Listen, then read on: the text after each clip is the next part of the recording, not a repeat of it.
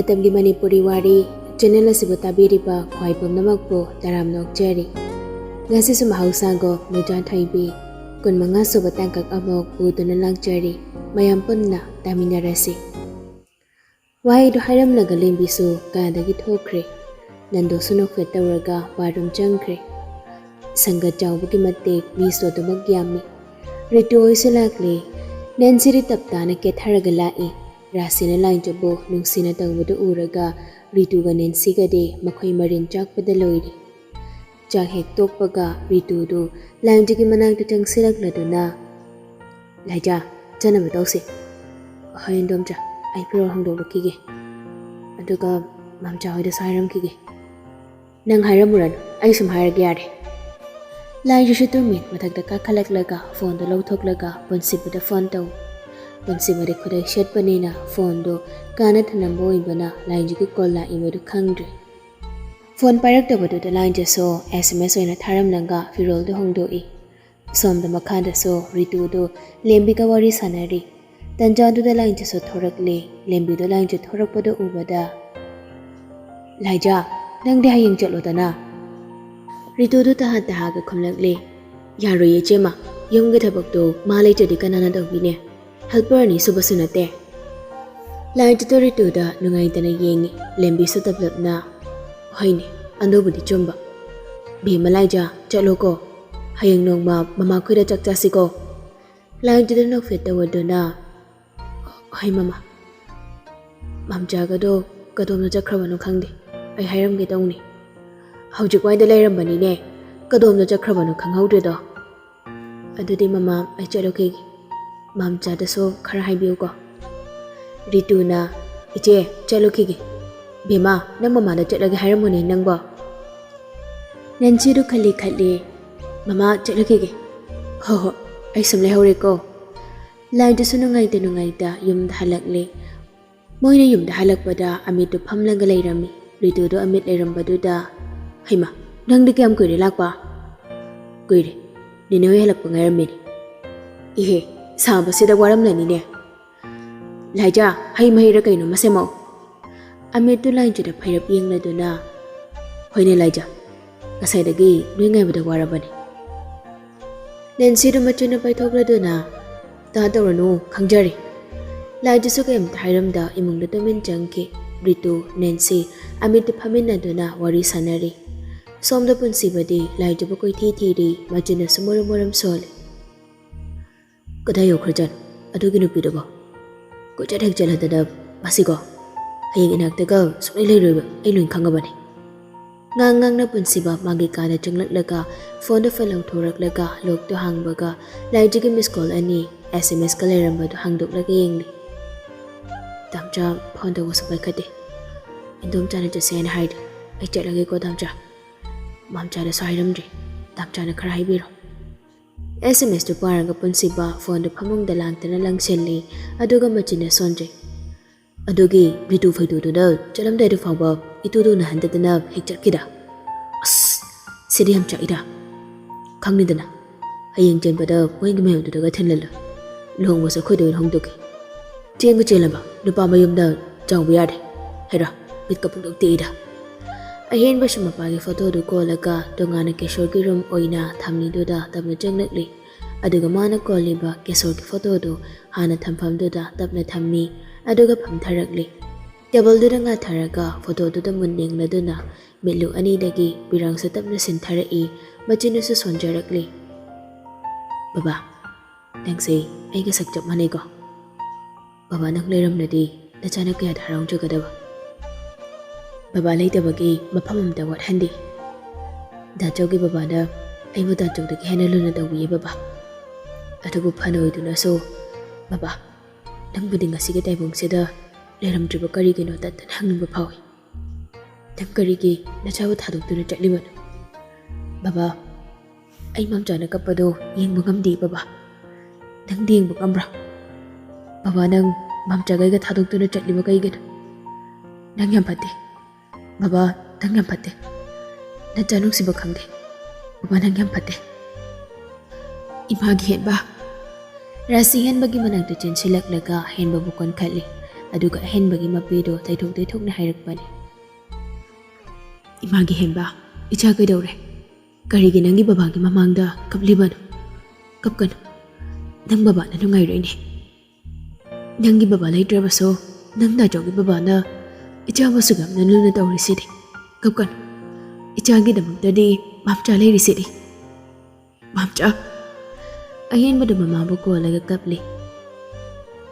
Matam khara haukhre ngasidi 12 ke section hauba numitni punsibasu garido line jo higalerak duda khamalaga line jo thorak pangairi chawbuda punsibado ansiladona sarmacha minute mukta ngairi bel tagadawba talasanu kaka school na ludi itu na maruni school nang dadi kabana dawon sarna sawidra ayas kamna gyan tarabasibo karigi sawdiba asing bahado ka loidi punsibagi waduda chawbusu makatarodri domaga yengna dunale ayen basu situda nga tharanga mangda khamliba punsibagi karido chatpangairi shumlerambadagi ayen basu mamitu thongnawrom deng thoklubada karamagi baningi situda moingi school dress seladuna angel na dongkibado ubada ayen bada phuk hawgalaga thongnawda makokduli thoklaga yengi yam thona pocket yawriba phone do satoklaga punsibada call taw punsibasu paikhalakli ahen badu yam phingna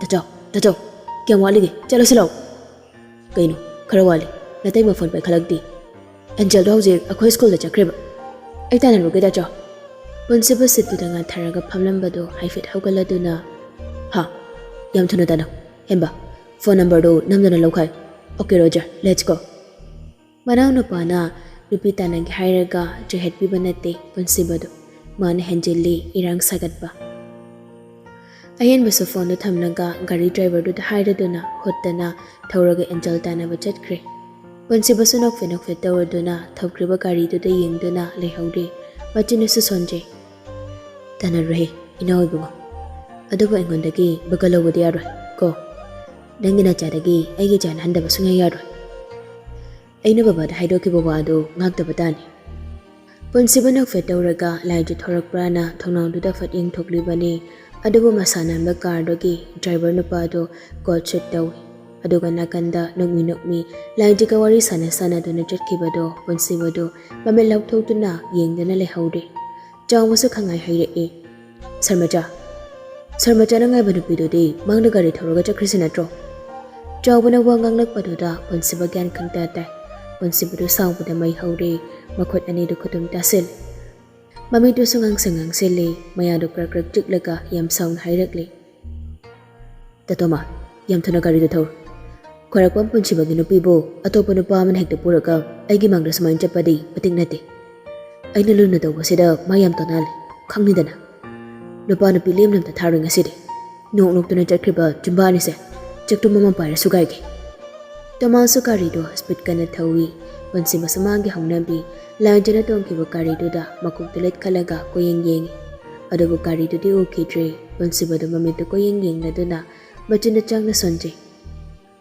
gasaina phone tawbuda da auto da chitkani haib aduga mana hawjik da nupa mo chapmina khiba khakni haisinina school hero kisano asomdan jalso gari do ki kumtharaklaga mapana bai tawramlaga gate to hek kanchinbaga ja ngaikho angel so chapleblaga mamai dalai thora e ahen basama khut hairaga chanchile e angel so ahen boyram baduda majinu pai thoklamnanga mamai do phale thoklaga gam chatke ahen basu chanchilaklaga angel gi mamang du da chaplepe aduga mayambagi manawni kitta phawba khenade nupi lagna babo makhut ani do tingthoklaga yamta khan hairagli oi aina nang thirei sikurabani noiga leraktu da laise masing khangmanate adubu nong ta thina dine kadai da bunot ke ngasidi nang chen masunga yar number piram haisine angel di hen bagi maong do da songning mana loire adubu school ni khandona phatharaga yam gyan tan hairakli ai chake silambi nati school ni ahen badu yam kakna chalune nang amadi chatloba hera khwarakpam punchibagi manaw nu pa khwarakpam ahen bai buin thoklaga chapangam ladi chakhone thutlawi nang nabo kai do bangam doino taning de noi kharak pa madu dai khang de ekem tang di kai gina nang na dam phau sai do ba sis ko se bo noi na pa school nang na dam ling nang do ba ayen madu khang pre khang i yam ti ushiti na se de ꯑꯩꯈꯣꯏ ꯕꯕꯥꯒ ꯄꯜꯂꯒ ꯉꯥꯡꯉꯤꯅꯦ ꯍꯣꯏ ꯈꯪꯗꯗꯤ ꯇꯥꯛꯄꯤꯒꯦ ꯁꯤ ꯑꯩꯈꯣꯏ ꯐꯥꯗꯔꯒ ꯕꯕꯥ ꯀꯨꯃꯥꯔꯒ ꯁ꯭ꯀꯨꯜꯅꯤꯅꯦ ꯁꯛꯇꯥ ꯑꯁꯤꯒ ꯏꯐ ꯍꯦꯛ ꯐꯖꯔꯗꯅ ꯋꯥ ꯌꯥꯝ ꯉꯥꯡꯅꯕꯩ ꯃꯊꯧ ꯇꯥꯗꯦꯁꯦ ꯅꯝꯕꯔꯗꯣ ꯀꯣꯛꯄꯤꯔꯝꯃꯣ ꯑꯦꯟꯖꯦꯜꯗꯨ ꯁꯥꯎꯔꯛꯇꯧꯅ ꯅꯣꯏ ꯅꯄꯥꯒꯤ ꯁ꯭ꯀꯨꯜ ꯑꯣꯏꯔꯁꯨ ꯅꯪꯅ ꯄꯪꯐꯥꯎ ꯐꯥꯎꯕ ꯌꯥꯔꯣꯏ ꯑꯉꯥꯎꯕ ꯅꯪꯉꯣꯟꯗ ꯑꯩꯒꯤ ꯅꯝꯕꯔꯗꯤ ꯀꯩꯗꯧꯕꯩ ꯄꯤꯗꯣꯏꯕ ꯑꯍꯦꯟꯕꯗꯣ ꯍꯟꯕ ꯂꯩꯇꯦ ꯉꯝꯅꯕ ꯈꯨꯝꯂꯛꯂꯤ ꯅꯪ ꯉꯥꯡꯅꯤꯡꯕ ꯉꯥꯡ ꯁꯨꯡꯁꯥꯎ ꯍꯦꯛ ꯁꯥꯎꯕꯤꯔꯣꯏ ꯑꯩꯈꯣꯏꯗ ꯅꯝꯕꯔ ꯍꯪꯂꯤꯁꯤꯅꯦ ꯒ꯭ꯌꯥꯟ ꯇꯥꯕꯤꯗ꯭ꯔꯕꯣ ꯁꯣꯝꯁꯦ ꯑꯩ ꯀꯣꯏꯖꯔꯒꯦ ꯍꯥꯏꯕ ꯑꯗꯨꯏꯅꯤ ꯄꯩꯁꯥ ꯄꯥꯏꯕ ꯃꯆꯥ ꯑꯣꯏꯔꯁꯨꯅꯦ ꯑꯗꯨꯛ ꯌꯥꯝ ꯆꯥꯎꯈꯠꯇꯕ ꯅꯪꯉꯣꯟꯗ ꯑꯩꯅ ꯅꯝꯕꯔ ꯄꯤꯕ ꯍꯥꯏꯗꯨꯗꯤ ꯑꯣꯏꯗ꯭ꯔ ꯋꯥꯅꯤ ꯑꯩꯈꯣꯏ ꯁꯥꯏꯅꯁꯨ ꯌꯥꯔꯨꯏ ꯑꯩꯒꯤꯗꯤ ꯒ꯭ꯌꯥꯟ ꯇꯥꯕ ꯃꯄꯨꯕ ꯑꯃ ꯂꯩꯖꯔꯦ ꯑꯇꯣꯞꯄ ꯅꯪꯒ ꯆꯥꯟꯅꯒꯗꯕ ꯅꯨꯄꯤ ꯑꯃ ꯌꯦꯡꯕꯤꯌꯨꯔꯣ ꯍꯟꯗꯣꯛꯁꯦ ꯆꯠꯀꯦ ꯀꯩ ꯀꯥꯟꯅꯕ ꯑꯁꯤ ꯍꯥꯏꯔꯒ ꯑꯦꯟꯖꯦꯜꯅ ꯑꯍꯦꯟꯕꯕꯨ ꯐꯠ ꯏꯟꯊꯣꯛꯂꯝꯂꯒ 11ꯒꯤ ꯀ꯭ꯂꯥꯁ ꯂꯩꯔꯤꯕ ꯗꯣꯝꯗꯨꯗ ꯒꯝ ꯆꯠꯈ꯭ꯔꯦ ꯑꯍꯦꯟꯕꯁꯨ ꯆꯠꯈ꯭ꯔꯤꯕ ꯑꯦꯟꯖꯦꯜ ꯂꯦꯡꯂꯒ ꯃꯆꯤꯟꯅ ꯇꯞꯅ ꯁꯣꯜꯂꯛꯂꯤ ꯍꯣ ꯅꯪ ꯀꯣꯏꯅꯤꯡꯕ ꯅꯨꯄꯥ ꯀꯣꯏꯖꯧ ꯆꯦꯟꯕꯗꯤ ꯑꯩꯒ ꯆꯦꯟꯁꯤ ꯅꯪꯕꯨ ꯐꯥꯔꯒ ꯆꯦꯟꯕ ꯉꯝꯗ꯭ꯔꯕ ꯑꯍꯦꯟꯕ ꯃꯤꯡ ꯍꯣꯡꯕꯤꯒꯦ ꯁꯣꯝꯗ ꯄꯨꯟꯁꯤꯕꯗꯨ ꯒꯥꯔꯤ ꯃꯅꯨꯡꯗꯨꯗ ꯃꯆꯤꯟꯅ ꯄꯣꯔꯣꯛ ꯁꯣꯜꯂꯤ ꯁꯨꯝ ꯂꯥꯛꯄꯅ ꯁ꯭ꯀꯨꯜ ꯌꯧꯁꯤꯜꯂꯛꯂꯤ ꯒꯥꯔꯤꯗꯒꯤ ꯍꯦꯛ ꯀꯨꯝꯊꯕꯒ ꯄꯨꯟꯁꯤꯕꯒꯤ ꯈꯣꯡ ꯃꯌꯥꯗ ꯅꯨꯡ ꯑꯃ ꯇꯥꯔꯒ ꯂꯩꯔꯝꯃꯤ ꯄꯨꯟꯁꯤꯕꯁꯨ ꯅꯨꯡꯗꯨ ꯈꯨꯜꯂꯗꯨꯅ ꯈꯪꯅꯤꯗꯅ ꯆꯛꯇꯨꯝ ꯅꯠꯇ꯭ꯔꯁꯨ ꯑꯗꯨꯏ ꯅꯨꯄꯤꯗꯣ ꯅꯨꯡꯁꯤꯅ ꯍꯦꯛꯇ ꯍꯣꯠꯅꯔꯒꯦ ꯃꯆꯤꯟꯅ ꯍꯥꯏꯐꯦꯠ ꯆꯤꯡꯂꯒ ꯅꯣꯛꯂꯒ ꯆꯪꯂꯛꯏ ꯄꯨꯟꯁꯤꯕꯅ ꯒꯦꯠꯇꯨ ꯍꯦꯛ ꯀꯥꯟꯁꯤꯟꯈꯤꯒꯦ ꯄꯨꯟꯁꯤꯕꯅ ꯒꯦꯠꯇꯨ ꯍꯦꯛ ꯀꯥꯟꯁꯤꯟꯈꯤꯕꯒ ꯕꯦꯜ ꯇꯥꯈ꯭ꯔꯦ ꯄꯨꯟꯁꯤꯕ ꯃꯆꯤꯟꯗ ꯄꯦꯟꯗꯅ ꯁꯣꯜꯂꯛꯂꯤ ꯑꯣ ꯁꯠ ꯃꯤ ꯐꯨꯕ ꯍꯦꯛ ꯅꯪꯗꯦꯗ ꯎꯄꯥꯏ ꯂꯩꯇꯦ ꯄꯨꯟꯁꯤꯕ ꯀ꯭ꯂꯥꯁ ꯇꯞꯅ ꯆꯪꯁꯤꯜꯂꯛꯂꯒ ꯁ꯭ꯀꯨꯜ ꯕꯦꯒꯇ ꯊꯅꯝꯂꯒ ꯑꯦꯁꯦꯝꯕ꯭ꯂꯤ ꯌꯥꯎꯕ ꯑꯣꯏꯅ ꯊꯧꯔꯛꯂꯤ ꯄꯨꯟꯁꯤꯕꯗꯨ ꯂꯥꯏꯟꯗ꯭ꯔꯤꯒꯤ ꯃꯅꯥꯛꯇꯨꯗ ꯐꯠ ꯂꯦꯞꯁꯤꯜꯂꯤ ꯑꯗꯨꯒ ꯃꯁꯝ ꯑꯁꯥꯡꯕꯗꯨꯗ ꯈꯪꯆꯤꯡ ꯆꯤꯡꯗꯦ ꯂꯥꯏꯟꯗꯨꯁꯨ ꯃꯁꯝꯗꯨꯗ ꯃꯈꯨꯠꯇꯨꯅ ꯄꯥꯏꯔꯒ ꯃꯆꯤꯟꯒꯗꯨ ꯁꯨꯒꯠꯂꯗꯨꯅ ꯄꯨꯟꯁꯤꯕꯗ ꯄꯩꯅ ꯌꯦꯡꯂꯛꯂꯤ ꯀꯩꯅꯣ ꯅꯝꯆꯥ ꯑꯩ ꯍꯣꯔꯦꯟ ꯀ꯭ꯂꯥꯁꯇ ꯋꯥꯔꯤꯗꯣ ꯐꯖꯅ ꯁꯥꯔꯒꯦ ꯄꯨꯟꯁꯤꯕ ꯃꯈꯨꯠꯇꯨ ꯊꯥꯡꯒꯠꯂꯛꯂꯒ ꯂꯥꯏꯟꯗ꯭ꯔꯤꯒꯤ ꯃꯥꯏꯗ ꯊꯥꯒꯦ ꯇꯧꯔꯛꯏ ꯂꯥꯏꯟꯗ꯭ꯔꯤꯁꯨ ꯃꯃꯤꯠꯇꯨ ꯇ꯭ꯔ ꯈꯞꯂꯛꯂꯤ ꯄꯨꯟꯁꯤꯕ ꯊꯥꯕ ꯉꯝꯗꯦ ꯃꯆꯤꯟꯅ ꯇꯞꯅ ꯁꯣꯜꯂꯛꯂꯤ ꯍꯦꯛ ꯊꯥꯖꯤꯟꯕꯨ ꯂꯥꯏꯟꯗ꯭ꯔꯤꯁꯨ ꯄꯨꯟꯁꯤꯕꯗ ꯃꯆꯤꯟꯅ ꯁꯨꯒꯠꯂꯝꯂꯒ ꯂꯩꯊꯣꯛꯈ꯭ꯔꯦ ꯑꯅꯤꯗꯨꯒꯤ ꯃꯇꯧꯗꯨ ꯎꯕꯗ ꯇꯨꯡꯗ ꯂꯦꯞꯂꯤꯕ ꯅꯦꯟꯁꯤꯗꯤ ꯄ꯭ꯔꯥꯟ ꯆꯥꯛꯄꯗ ꯂꯣꯏꯔꯤ ꯔꯟꯕꯤꯔꯗꯨ ꯅꯥꯀꯟꯗꯒꯤ ꯄꯨꯟꯁꯤꯕꯗ ꯆꯤꯔꯣꯜꯒ ꯇꯧꯔꯛꯂꯤ ꯅꯣꯏ ꯍꯦꯟꯃꯜꯂꯤꯀꯣ ꯑꯩꯈꯣꯏꯗꯧꯅ ꯒ꯭ꯌꯥꯟ ꯇꯧꯅꯤ ꯇꯨꯡꯗ ꯕꯦꯠ ꯅꯨꯄꯤ ꯑꯃ ꯂꯩꯔꯤꯁꯤ ꯀꯤꯗꯕ ꯇꯧꯖꯅꯨꯅꯦ ꯄꯨꯟꯁꯤꯕꯁꯨ ꯇꯨꯡꯗ ꯂꯦꯞꯂꯤꯕ ꯅꯨꯄꯤꯗꯨꯗ ꯈꯪꯌꯦꯡ ꯌꯦꯡꯂꯨꯕꯅꯤ ꯑꯗꯨꯕꯨ ꯅꯦꯟꯁꯤꯅ ꯃꯃꯤꯠꯇꯨ ꯈꯥꯅ ꯂꯥꯏꯟꯁꯤꯗ ꯌꯦꯡꯂꯒ ꯂꯩꯔꯝꯕꯗ ꯎꯕꯗ ꯄꯨꯟꯁꯤꯕꯗꯨ ꯇꯨꯃꯤꯟ ꯂꯩꯈ꯭ꯔꯦ ꯑꯦꯁꯦꯝꯕ꯭ꯂꯤ ꯇꯧꯕ ꯂꯣꯏꯔꯒ ꯀ꯭ꯂꯥꯁ ꯆꯪꯅꯔꯛꯏ ꯄꯨꯟꯁꯤꯕꯗꯤ ꯉꯁꯥꯏꯒꯤ ꯅꯨꯡꯗꯨ ꯕꯦꯛꯇ ꯍꯥꯞꯆꯤꯜꯂꯒ ꯊꯝꯂꯝꯕꯅꯤ ꯑꯣꯖꯥ ꯆꯪꯂꯛꯄꯅ ꯍꯥꯟꯈꯤꯕꯅ ꯋꯥꯔꯤ ꯁꯥꯟꯅꯗ꯭ꯔꯦ ꯁꯦꯛꯁꯟ ꯍꯧꯕ ꯅꯨꯃꯤꯠ ꯑꯣꯏꯕꯒꯤ ꯀ꯭ꯂꯥꯁꯇꯨꯃꯁꯨ ꯁꯦꯀꯦꯟ ꯄꯤꯔꯤꯌꯗ ꯂꯣꯏꯈꯤꯕꯒ ꯊꯥꯔꯗ ꯄꯤꯔꯤꯌꯗꯀ ꯑꯣꯖꯥ ꯆꯪꯂꯛꯇꯦ ꯀ꯭ꯂꯥꯁ ꯇꯧꯗꯕꯒꯤ ꯇꯟꯖꯥꯗꯨ ꯂꯧꯔꯒ ꯄꯨꯟꯁꯤꯕ ꯄꯨꯛ ꯍꯧꯒꯠꯂꯒ ꯄ꯭ꯔꯞ ꯊꯧꯔꯛꯏ ꯑꯗꯨꯒ ꯂꯥꯏꯟꯗꯨꯒꯤ ꯃꯃꯥꯡꯗꯨꯗ ꯂꯦꯞꯂꯒ ꯑꯣꯏ ꯅꯪ ꯌꯥꯝ ꯊꯨꯅ ꯊꯣꯔꯛꯑꯣ ꯅꯆꯤꯟꯗ ꯊꯨꯒꯥꯏꯗꯧꯔꯤꯕꯅꯤ ꯍꯧꯖꯤꯛ ꯑꯩꯅ ꯄꯨꯟꯁꯤꯕꯒꯤ ꯋꯥꯗꯨ ꯇꯥꯕꯗ ꯑꯟꯖꯨꯒ ꯂꯥꯏꯟꯗ꯭ꯔꯤꯒꯗꯣ ꯈꯪꯌꯦꯡ ꯌꯦꯡꯂꯤ ꯄꯨꯟꯁꯤꯕꯁꯨ ꯅꯝꯍꯥꯏ ꯍꯥꯏꯔꯛꯂꯤ ꯑꯩꯅ ꯍꯥꯏꯁꯦ ꯀꯅꯥꯗꯅꯣ ꯁꯠ ꯊꯣꯔꯛꯑꯣꯀꯣ ꯂꯥꯏꯟꯗ꯭ꯔꯤꯗꯣ ꯈꯪꯄ꯭ꯔꯦꯛ ꯈꯪꯉꯤ ꯁꯥꯇ꯭ꯔ ꯁꯥꯇ꯭ꯔꯤ ꯃꯌꯥꯝꯗꯨꯁꯨ ꯑꯅꯤꯗꯨꯗ ꯌꯦꯡꯅꯔꯛꯂꯤ ꯂꯥꯏꯟꯗ꯭ꯔꯤꯗꯣ ꯇꯞꯅ ꯍꯧꯒꯠꯂꯛꯂꯒ ꯊꯣꯔꯛꯂꯤ ꯄꯨꯟꯁꯤꯕꯁꯨ ꯂꯥꯏꯟꯗ꯭ꯔꯤꯒꯤ ꯃꯈꯨꯠꯇꯨ ꯇꯥꯞ ꯄꯥꯏꯔꯒ ꯆꯤꯡꯗꯨꯅ ꯄꯨꯔꯛꯂꯒ ꯀ꯭ꯂꯥꯁꯇꯨꯒꯤ ꯃꯅꯤꯡꯗ ꯕꯦꯟꯁ ꯑꯍꯥꯡꯕ ꯂꯩꯔꯤꯗꯨꯗ ꯂꯥꯏꯟꯗ꯭ꯔꯤꯕꯨ ꯐꯝꯍꯜꯂꯤ ꯑꯗꯨꯒ ꯌꯥꯝ ꯇꯞꯅꯒ ꯍꯥꯏꯔꯛꯂꯤ ꯅꯪ ꯈꯜꯂꯤꯁꯤ ꯀꯩꯅꯣ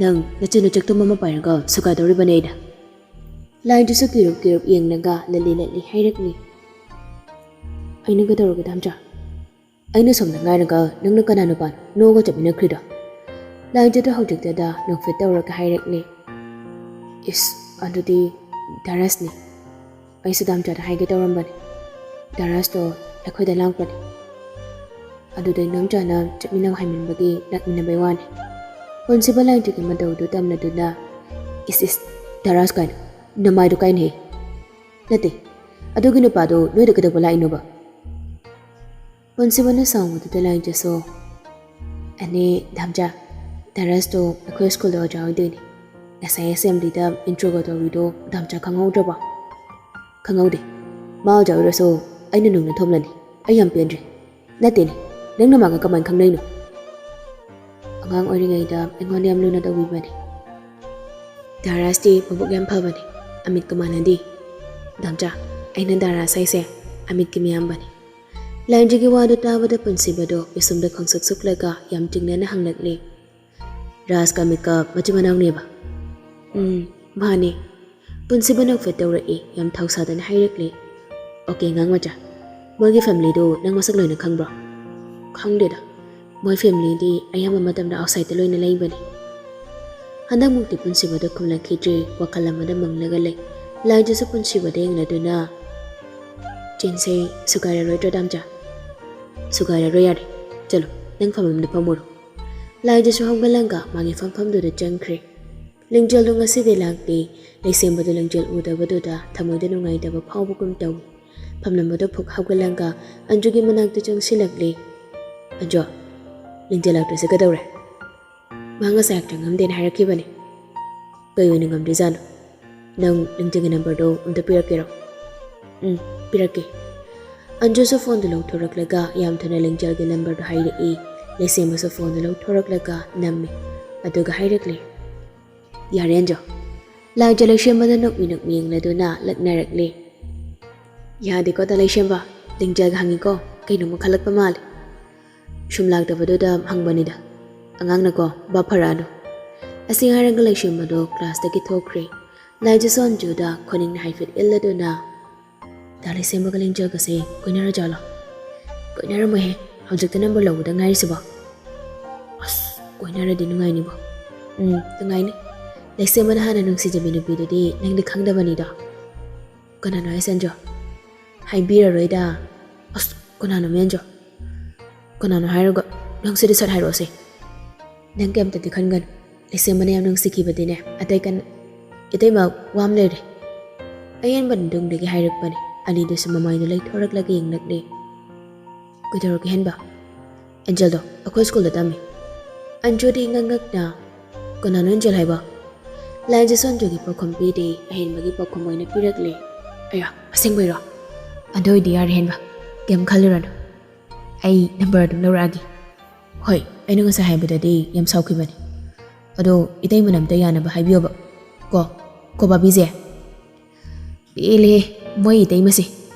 Minang bari suko me komde. Lai jaso class da ponsibalay bu da baduda.